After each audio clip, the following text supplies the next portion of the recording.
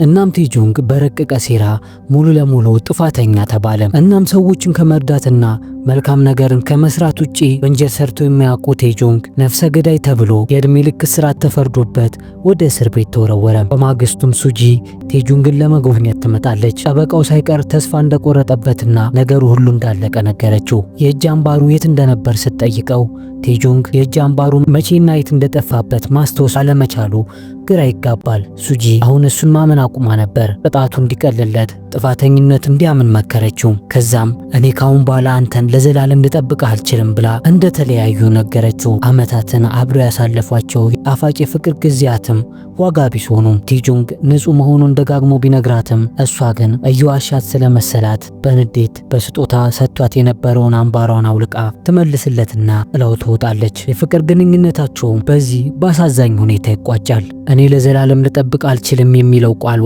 ከጦር በላይ የቴጁንግን አይምሮ ወጋው። ከዚህ በኋላ ቴጁንግ ሁለት እስር ቤት ውስጥ ገባ። አንደኛው የታሰረበት ፖሊስ ጣቢያ ሲሆን ሁለተኛውና የከፋው ደግሞ የህሊናና የብቸኝነት እስር ነበር።